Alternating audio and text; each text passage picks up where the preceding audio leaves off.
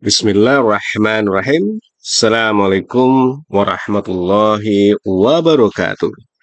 Sahabat kebun berkah dimanapun sahabat kebun berkah berada, jumpa lagi di channel Junediono Kebun Berkah, channel resmi kebun berkah. Channel Junediono Kebun Berkah menginformasikan hal-hal terkait tentang kehutanan, pertanian, perkebunan, wisata, terutama wisata alam, Sukarobot, yang merupakan lembaga penelitian untuk putra-putri sahabat kebun berkah yang usia PAUD sampai dengan sekolah menengah umum untuk belajar terkait tentang robotik, coding atau programming, web design, dan animasi. Silakan bagi putra-putri sahabat kebun berkah yang berkeinginan untuk belajar, untuk meningkatkan keahlian, bisa mendaftarkan diri ke kantor kami, baik yang di Kabupaten Bogor maupun di Kota Sukabumi. Untuk yang di Kabupaten Bogor, kantor berada di Kompleks Perumahan Ciamas Riverview, Blok C10, Desa Ciamas Rahayu, Kecamatan Ciamas, Kabupaten Bogor. Dan yang ada di Kota Sukabumi berada di Cikole, Kota Sukabumi. Ataupun sahabat kebun berkah bisa me-WA admin kami terlebih dahulu ya. Nah, insya Allah nanti nomor kontak maupun map kantor kami akan kami tulis di deskripsi video ini. Sahabat kebun berkah yang berbahagia, kebun berkah sendiri merupakan suatu perkumpulan informal atau tidak resmi yang terdiri dari beberapa penyuluh, baik penyuluh kehutanan maupun penyuluh pertanian, baik yang ASN maupun yang non-ASN ya. Ada juga petani-petani ya, baik yang individu maupun yang sudah bergabung di dalam kelompok tani. Ada juga komunitas-komunitas dan peneliti. Untuk itu kami berharap kepada sahabat kebun berkah semua untuk meramaikan channel ini dengan cara subscribe, komen, tonton, like, dan share, ataupun bergabung bersama kami dengan hanya Rp29.900 per bulan. Sahabat kebun berkah yang bergabung bisa mendapatkan informasi-informasi terkini dan lebih cepat dibanding dengan yang tidak bergabung. Baik sahabat kebun berkah yang berbahagia, kali ini kami akan mengetengahkan suatu hal ya terkait tentang penyuluh ya. Namun sebelum itu, silakan sahabat kebun berkah bisa bertanya melalui komen ataupun memberikan suatu pengalamannya melalui komen dan masukan kepada channel ini ya, untuk bisa berkembang ya. Seperti salah satu sahabat kebun berkah kita di Brebes bertanya terkait tentang penyuluh perikanan ya, untuk melakukan penyuluhan lele atau budidaya lele. Seperti yang tercantum di gambar ini ya, sahabat kebun berkah, ada sahabat kita yang bertanya terkait di mana harus menemukan penyuluh untuk mendampingi petani di dalam budidaya lele ya. Baik sahabat kebun berkah yang berbahagia, terkait tentang penyuluh ada beberapa hal ya yang ingin kami sampaikan. Pertama adalah arti dari penyuluh sendiri. Sebenarnya arti dari penyuluh ada banyak ya, seperti yang akan kami sampaikan ya. Pertama, menurut Kusnadi 2011, penyuluh itu suatu proses atau upaya untuk menyampaikan informasi atau pesan yang berkaitan dengan bidang dengan bidang tertentu oleh penyuluh ya. Berarti penyuluh adalah orangnya yang menyampaikan informasi itu. Kepada siapa? Kepada petani beserta keluarganya, baik secara langsung maupun tidak langsung, agar mereka tahu, mau dan mampu menggunakan informasi atau inovasi teknologi baru ya. Jadi berdasarkan Kusnadi ini bahwa penyuluh itu orang yang menyampaikan informasi atau pesan. Sedangkan oleh Hawking, penyuluhan atau penyuluh ya, penyuluh mesti orangnya ya. Penyuluhan sendiri dikenal secara luas dan diterima oleh mereka yang bekerja di dalam organisasi memberi jasa penyuluhan ya. Jadi penyuluh itu yang memberi jasa penyuluhan. Tetapi tidak demikian halnya pada masyarakat luas. Penyuluhan merupakan salah satu pendidikan non-formal yang diberikan kepada petani. Penyuluhan yang diberikan kepada petani biasanya disebut dengan penyuluhan ya. Jadi di sini penyuluh berarti menurut Hawking adalah orang yang memberikan ya, memberikan jasa penyuluhan atau orang yang memberi penyuluhan kepada petani. Ada lagi dari seorang penulis ya, penyuluhan adalah suatu proses penyebarluasan informasi yang berkaitan dengan upaya perbaikan dan pembangunan sektor demi tercapainya peningkatan kualitas, produktivitas, dan meningkatnya pendapatan petani dan kesejahteraan keluarganya.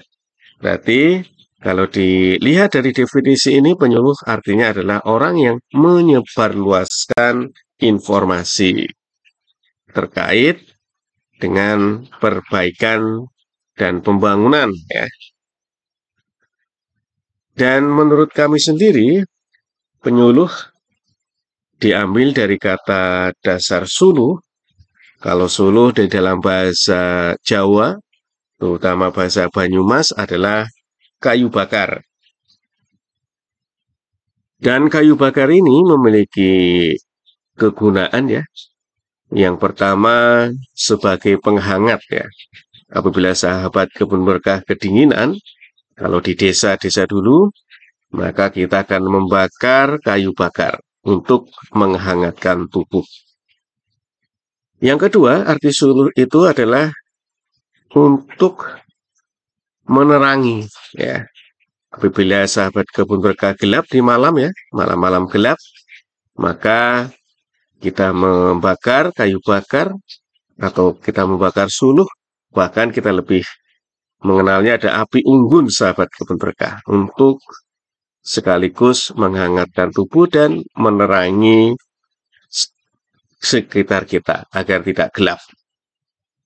Arti suluh yang ketiga adalah untuk memasak ya, untuk memasak suatu bahan makanan dari mentah menjadi matang atau menjadi enak ya, dari yang tidak enak dimakan menjadi enak dimakan. Itulah salah satu atau tiga ya, tiga fungsi dari suluh atau kayu bakar. Apabila kita mencoba mendekati atau menganalogikan tersebut, maka penyuluh memiliki kurang lebih tiga tadi ya. Yang pertama, memberi penerangan ke sekitar kita. Yang tadinya gelap menjadi penerang, yang tadinya tidak tahu menjadi tahu terkait tentang suatu hal. Itu adalah penyuluh. Yang kedua adalah bahwa penyuluh itu memberi rasa kehangatan ya. Kehangatan atau hal yang menyamankan kita ya dari kedinginan, terus kita memberi suluh ya, akhirnya kita menjadi hangat. Yang ketiga adalah bahwa penyuluh itu harus memberi sesuatu hal perubahan dari kondisi yang tidak enak menjadi kondisi yang enak. Itulah sahabat kebun berkah, menurut kami penyuluh adalah hal semacam tadi. Baik, untuk penyuluh sendiri ada beberapa hal yang ingin kami sampaikan. Selain definisi yang sudah kami sampaikan tadi, ada beberapa hal. Yang pertama adalah konsep ya, konsep dari penyuluh atau kegiatannya penyuluhan ya. Sebenarnya konsep ini juga tidak bisa lepas dari definisi yang sudah kami sampaikan tadi. Konsep yang pertama adalah bahwa penyuluh atau penyuluhan itu memberi pengetahuan. Sebagian petani tidak mempunyai pengetahuan serta wawasan yang memadai, maka penyuluh harus meniadakan hambatan tersebut dengan cara menyediakan informasi dan memberikan pandangan mengenai masalah yang dihadapi. Jadi konsep yang pertama adalah pengetahuan tadi. Konsep yang kedua adalah motivasi. Sebagian petani kurang memiliki motivasi untuk mengubah perilaku karena perubahan yang diharapkan berbenturan dengan motivasi yang lain. Sehingga seorang penyuluh harus bisa memberikan motivasi pada para petani yang sedang melakukan aktivitas usaha tani. Ya, termasuk di dalamnya adalah usaha tani hutan, sahabat kebun berkah. Jadi kita harus bisa memberikan semacam motivasi kepada petani-petani hutan terkait dengan kegiatan-kegiatan rehabilitasi hutan dan lahan, bahwa kegiatan ini bermanfaat kepada lingkungan maupun pada petani itu sendiri. Konsep yang ketiga adalah sumber daya. Beberapa organisasi penyuluhan memiliki tanggung jawab untuk meniadakan hambatan yang disebabkan oleh kekurangan sumber daya ya. Misalkan sumber dayanya manusia atau sumber daya bahan baku misalkan. Maka seorang penyuluh harus bisa mengatasi hal-hal tersebut.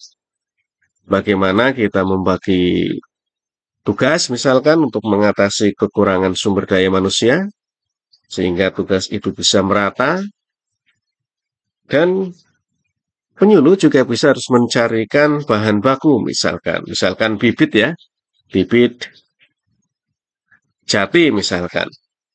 Terima kasih, bibit jati misalkan. Di suatu daerah tidak ada bibit jati, tapi seorang penyuluh harus bisa mencari informasi keberadaan bibit jati tadi. Sehingga kelangkaan sumber daya bibit tadi bisa teratasi. Ataupun hal-hal yang lain ya, sahabat kebun berkah. Konsep yang keempat adalah wawasan. Sebagian petani kurang memiliki wawasan untuk memperoleh sumber daya yang diperlukan, sehingga tugas para penyuluh memberikan suatu informasi terkait dengan permasalahan yang dihadapi oleh petani. Nah, ini berkaitan tadi ya dengan sumber daya ya. Jadi penyuluh bisa memberikan informasi, bisa memberikan wawasan kepada petani terkait tentang sesuatu hal.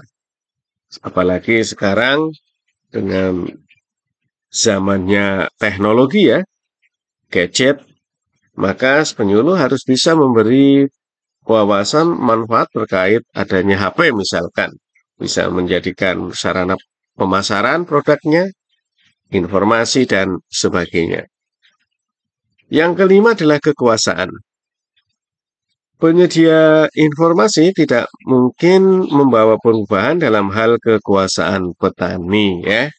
Jadi harus ada orang yang menjadi penengah ya.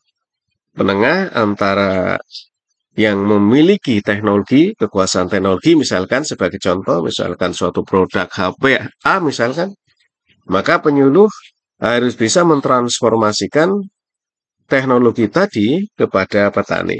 Ataupun misalkan traktor misalkan, bagaimana mengoperasikan traktor, tentunya yang produk dari perusahaan ini tidak bisa langsung begitu saja ke petani kan, harus ada jembatannya. Nah, jembatan ini salah satunya adalah penyuluh. Itulah sahabat kebun berkah konsep dari penyuluh ya. Ada 5 ya, pengetahuan, motivasi, sumber daya, wawasan, dan kekuasaan. Sahabat kebun berkah yang berbaik ya, kita sudah mengetahui definisi, mengetahui konsep, maka yang kedua adalah tujuan. Tujuan dari penyuluhan adalah untuk memberi atau untuk mengubah kehidupan masyarakat, terutama petani misalkan, menjadi lebih baik dari keadaan yang ada. Perubahan kehidupan masyarakat tersebut mencakup setiap bidang, di segala segi dan dalam semua lapangan. Dan menurut Karta Saputra tahun 1987, terdapat 2 tujuan penyuluhan, yaitu jangka pendek dan jangka panjang. Untuk jangka pendek adalah perubahan tingkat pengetahuan, perubahan tingkat kecakapan atau kemampuan, perubahan sikap, dan perubahan motif tindakan. Ini adalah menurut Karta Saputra menjadi tujuan jangka pendek dari seorang penyuluh di dalam melakukan penyuluhan. Yang kedua, menurut Karta Saputra bahwa tujuan penyuluhan adalah memiliki tujuan jangka panjang. Tujuan jangka panjang antara lain pertanian yang lebih baik, mau dan mampu mengubah cara-cara usaha dengan cara yang lebih baik. Bisnis yang lebih baik, yaitu berusaha yang lebih menguntungkan. Dan kehidupan yang lebih baik, yaitu dengan menghemat dan tidak berfoya-foya setelah tujuan utama telah tercapai. Inilah sahabat kebun berkah, tujuan dari penyuluhan. Untuk mencapai tujuan tadi, tentunya kita harus memiliki tahapan-tahapan atau metode ya, untuk mencapai tujuan. Yang ketiga, kita bicarakan terkait tentang tahapan program penyuluhan. Ada beberapa tahapan di dalam program penyuluhan. Yang pertama adalah tahap sadar ya, awareness. Ini adalah tahap awal ya. Pada tahap ini, seorang sudah mengetahui sesuatu yang baru ya, karena hasil dari berkomunikasi dengan pihak lain. Jadi kita menyadarkan ya, tersadar, terbangun ya, terbangun dari mimpi misalkan ya. Jadi kita sadar. Tahapan yang kedua, setelah sadar kita berharap menjadi tahap minat atau interest. Pada tahapan ini, seseorang mulai ingin mengetahui lebih banyak tentang hal-hal yang baru yang sudah diketahuinya dengan jalan mencari keterangan atau informasi yang lebih terperinci. Ya. Jadi sudah interest ya dari hal-hal tadi. Sadar, terus tertarik ya.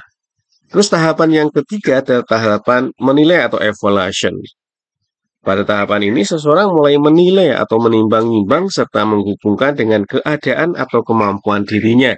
Nah, tadi kan sudah mencari informasi ya, maka informasi-informasi tadi dinilai apakah mampu dirinya, ataukah cocok bagi dirinya, dan sebagainya. Misalnya ya, kesanggupan serta resiko yang akan ditanggung, baik dari segi sosial maupun ekonomis apabila melaksanakan suatu hal ya yang telah tadi kita dapatkan. Tahapan yang keempat adalah tahapan trial atau mencoba. Pada tahapan ini, seseorang mulai menerapkan atau mencoba dalam skala kecil sebagai upaya meyakinkan apakah dapat dilanjutkan atau tidak ya. Jadi tadi menimbang-nimbang, sekarang setelah ditimbang dicoba walaupun dalam skala kecil. Inilah disebut sebagai tahapan trial. Dan tahapan yang terakhir dari program penyuluhan ada tahapan penerapan atau adoption. Pada tahapan ini, seseorang sudah yakin benar akan hal yang baru dan mulai melaksanakan dalam skala besar ya. Inilah tahapan-tahapan dari penyuluhan. Dan ini juga berlaku di dalam pertanian kehutanan, sahabat kebun berkah. Dan tentunya kita juga harus mengetahui metode ya di dalam penyuluhan. Ada menurut Noto Atmojo di tahun 2010 beberapa metode yang bisa digunakan oleh sahabat kebun berkah di dalam melakukan penyuluhan ya, sesuai dengan kebutuhan yang ingin dicapai. Yang pertama adalah metode ceramah ya. Metode ceramah ini merupakan suatu cara dalam menerangkan dan menjelaskan suatu ide, pengertian, atau pesan secara lisan kepada sekelompok sasaran, sehingga memperoleh informasi sesuai yang diinginkan. Inilah metode ceramah. Metode yang kedua adalah metode diskusi kelompok. Metode diskusi kelompok adalah pembicaraan yang direncanakan dan telah dipersiapkan tentang suatu topik pembicaraan di antara 5 sampai dengan 20 peserta. Ini sasarannya ya, dengan seorang pemimpin diskusi yang telah ditunjuk. Metode yang ketiga adalah metode curah pendapat, curhat. Metode curah pendapat adalah suatu bentuk pemecahan masalah di mana setiap anggota mengusulkan semua kemungkinan pemecahan masalah yang telah dipikirkan oleh masing-masing peserta dan dievaluasi atas pendapat-pendapat tadi, kemudian untuk dilakukan. Inilah metode yang ketiga, metode curah pendapat. Metode yang keempat adalah metode panel. Metode panel merupakan metode pembicaraan yang telah direncanakan di depan pengunjung atau peserta tentang sebuah topik. Diperlukan 3 orang atau lebih panelis dengan seorang pemimpin. Metode yang kelima adalah metode bermain peran. Metode bermain peran adalah memerankan sebuah situasi dalam kehidupan manusia dengan tanpa diadakan latihan. Dilakukan oleh 2 orang atau lebih untuk dipakai sebagai bahan pemikiran di dalam kelompok. Metode yang keenam adalah metode demonstrasi. Metode demonstrasi merupakan suatu cara untuk menunjukkan pengertian, ide, dan prosedur tentang sesuatu hal yang telah dipersiapkan dengan teliti untuk memperlihatkan bagaimana cara melaksanakan suatu tindakan, adegan dengan menggunakan alat peraga. Metode ini digunakan terhadap kelompok yang tidak terlalu besar jumlahnya. Dan metode yang ketujuh, metode simposium. Metode simposium merupakan serangkaian ceramah yang diberikan oleh 2-5 orang dengan topik yang berlebihan tetapi saling berhubungan erat. Metode seminar. Metode seminar adalah suatu cara di mana sekelompok orang berkumpul untuk membahas suatu masalah di bawah bimbingan seseorang ahli yang menguasai bidangnya. Inilah beberapa metode penyuluhan yang disampaikan oleh Noto Atmojo ya. Tentunya 4 hal ini yang memang diperlukan di dalam melakukan penyuluhan. Ada yang kelima sebenarnya ya sahabat kebun berkah, yaitu alat untuk menyampaikan ya. Alat menyampaikan dengan kemajuan teknologi, maka sahabat kebun berkah bisa menggunakan alat-alat seperti medsos ya. Ada YouTube, ada